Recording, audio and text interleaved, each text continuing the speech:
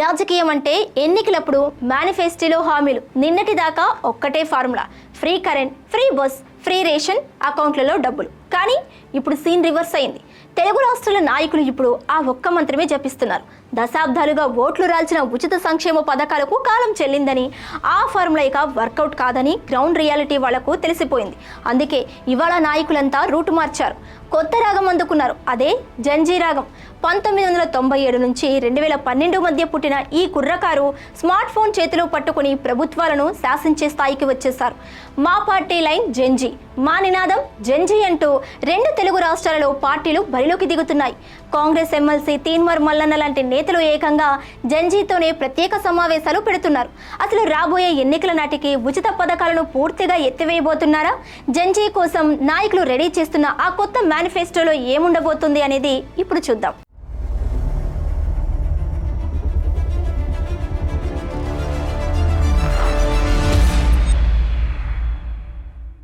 Hi, hello, welcome to Khyati connects. నేను సరిగ్గా గమనిస్తే పాలిటిక్స్ ఇప్పుడు ఏజింగ్ నుంచి యూత్ వైపు షిఫ్ట్ అవుతున్నాయి.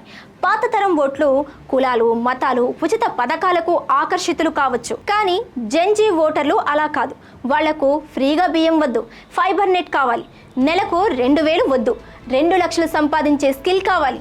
ఈ లాజిక్ ను నేతలు పసిగట్టారు. తెలంగాణలో గ్రాడ్యుయేట్ ఎమ్మెల్సీ తీన్మార్ మల్లన్న లాంటి నేతలైతే ఏకంగా ట్రెండ్ సెట్ చేస్తున్నారు.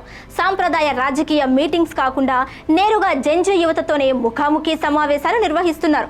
వాళ్ళ మైండ్లో ఏముంది, వాళ్ళు ప్రభుత్వం నుంచి ఏం కోరుకుంటున్నారు అని స్టడీ చేస్తున్నారు. అటు ఏపీలోనూ ఐటీ, స్కిల్ డెవలప్మెంట్ అంటూ యూత్ను ఆకట్టుకునే ప్రయత్నాలు ముమ్మరంగా సాగుతున్నాయి. ఇప్పటికే ఏపీలో వైసీపీ కూటమి ప్రభుత్వాన్ని నిలదీసే క్రమంలో డిఎస్సి అక్రమాలపై జెన్జీ ప్లాన్ వేసింది.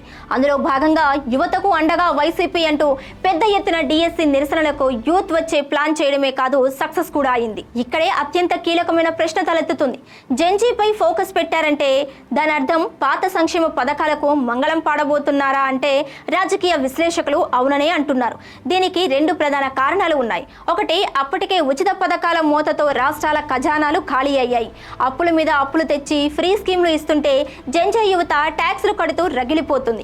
మేం కట్టే పన్నులు పప్పు బెల్లాల్లా ఎందుకు పంచుతున్నారు అని సోషల్ మీడియాలో నిలదీస్తున్నారు. 2028-2029 ఎన్నికల నాటికి ఓటర్ల జాబితాలో సగానికి పైగా ఈ యువతే ఉండబోతుంది.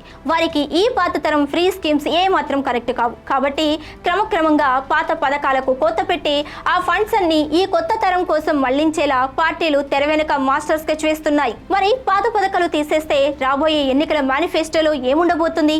రాజకీయ వర్గాల సమాచారం ప్రకారం అన్ని పార్టీల థింక్ ట్యాంక్స్ ఇప్పుడు జెన్జీ మేనిఫెస్టోను రెడీ చేస్తున్నాయి. అందులో ప్రధానంగా ఉండబోయే అంశాలు ఇవే: ప్రతి జిల్లాలో artificial intelligence skill centre, global మార్కెట్లో పోటీ పడేలా యువతకు ఉచిత ఇంటర్నేషనల్ సర్టిఫికేట్స్ కోర్సులు, ఉచితంగా డబ్బులు పంచే బదులు యువత ఐడియాలకు ప్రభుత్వం తరపున వితౌట్ గ్యారంటీతో లక్షల్లో startup funding, Zomato, Swiggy, Rapido లాంటి యాప్స్ ద్వారా పనిచేసే లక్షలాది మంది జెన్జీ యువతకు కార్మిక హక్కులు, హెల్త్ ఇన్సూరెన్స్, కనీస వేతన చట్టాలు, ప్రతి పల్లెకు హై స్పీడ్ ఫ్రీ వైఫై, యూట్యూబర్లు, కంటెంట్ క్రియేటర్ల కోసం ప్రభుత్వం ఆధ్వర్యంలో క్రియేటర్ స్టూడియోలు నిర్మాణం. చూసారుగా పాలిటిక్స్ లో నడుస్తున్న ఈ కొత్త జెన్జీ గేమ్.